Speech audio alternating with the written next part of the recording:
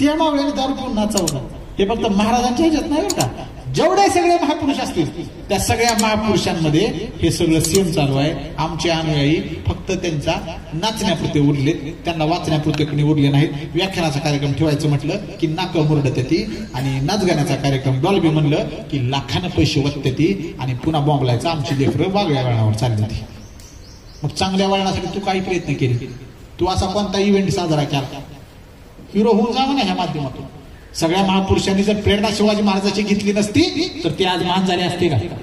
कुणीही असू द्या. मी मगाशीच म्हणलं, मी वंदन करतो भारतरत्न डॉक्टर बाबासाहेब आंबेडकरांना, कारण त्यांनी छत्रपती शिवाजी महाराजांचं लोककल्याणकारी राज्य डोळ्यासमोर ठेवून राज्यघटना लिहिली होती.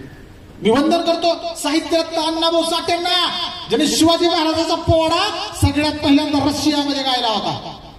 मी वंदन करतो पुण्यश्लोक अहिल्यादेवी होळकर यांना, ज्यांनी शिवाजी महाराजांचं कारभार डोळ्यासमोर ठेवून गादी चालवली. मी वंदन करतो महात्मा ज्योतिबा फुल्यांना, ज्यांनी शिवाजी महाराजांची समाधी रायगडावर शोधली.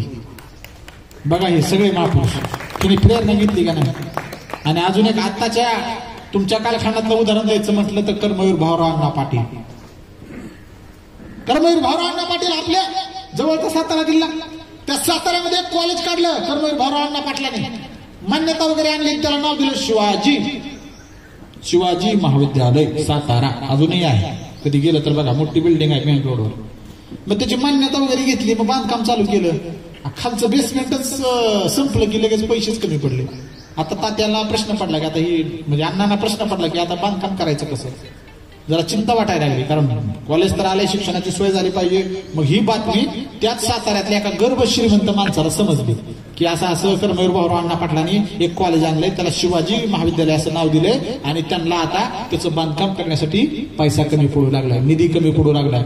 मग तो गर्भ श्रीमंत आला की तात्याला भेटायला, तात्याला भेटला, तात्याला म्हणला सॉरी अण्णाला भेटला. अण्णाला म्हणला, अण्णा मी असं ऐकलंय की तुम्ही अमुक महाविद्यालय आणलंय आपल्या साताऱ्यात, आणि त्याचं बिल्डिंग बांधायला लागलात, तुम्ही इमारत बांधायला लागलात.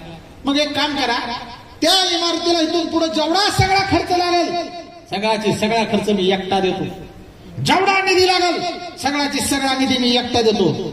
फक्त माझी एकच अट आहे छोटीशी. अण्णा म्हणले काय? ते कॉलेजला दिलेले तेवढं नाव फक्त बदला, बाकी मग सगळा खर्च मी एकटा करतो. काय वाटलं असं अण्णाला?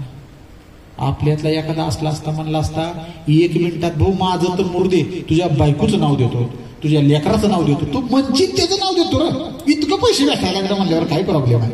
आताचा मावळा. अण्णाने तसं केलं नाही. ज्यावेळेस तो गर्भ श्रीमंत म्हणला की सगळा पैसा बांधकामाला लागणार, आम्ही एकटा तुला द्यायला तयार आहे, फक्त कॉलेजचं नाव बदल. हे शब्द ज्यावेळेस अण्णाच्या कानी पडले, अण्णाची तळपाय त्या मस्तकाला गेली आणि त्यांनी ठणकावून सांगितलं त्या गर्भ श्रीमंताला, अरे वेळ पडली तर जन्मदात्या बापाचं नाव बदलेल, पण कॉलेजला दिलेलं शिवाजी महाराजांचं नाव मी कधीच बदलणार नाही. याला म्हणायचं निष्ठा, याला म्हणायचं विचार, याला म्हणायचं शिवभक्त. कसलं जाजवल्य आहे. आमच्यातला काय म्हणला असता, बरं आहे की सगळी बिल्डिंग बांधून होती, नुसतं नाव तर बदलायचं. म्हणजे आमच्या राजाचा विचार त्यांना कधी न पाहिलेली माणसं, त्यांना हयातीत त्यांच्या कधी मागच्या खानदानात कोणी पाहिलं नाही, ती सुद्धा त्यांच्याबद्दल इतकं बोलतात. विशाल गड 350 वर्ष होऊन गेली त्या इतिहासाला, तरी तासभर झालं या ठिकाणी एवढ्या मोठ्या आवाजात, चढ्या आवाजात एवढा विचार व्यक्त करतो. मी तरी कुठं बघितलंय त्यांना. म्हणजे या विचाराची जादू आहे का नाही? नाहीतर मला जर तुम्ही आमच्या पंजाचं विचारलं तर मला त्याचा इतिहास सांगायला यायचा नाही.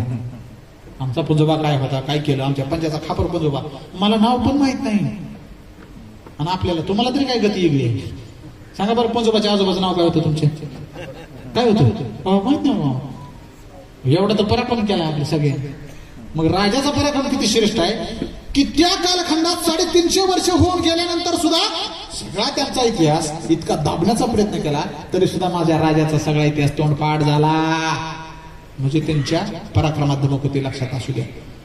आज छत्रपती शिवाजी महाराजांनी या मातीत उगवलेली माणसं या मातीसाठी मरण्यासाठी उभा केली, ही त्यांचं सगळ्यात मोठं वैशिष्ट्य आहे. त्यांनी गडकोट किल्ले बांधले वगैरे, हे तर वैशिष्ट्य आहेच की. आता मिनिंग बिटवीन द लाईन सांगतो, ऐका. तुम्ही सगळी नोकरी करा, PF BF तसलं मी द्या तुम्हाला, फंड बिंड काय काय सगळं काढा तुम्ही, आणि तुम्ही घर किती बांधल्या सांगा फक्त मला. 90% लोक म्हणतील एक बांधला, एक बंगला.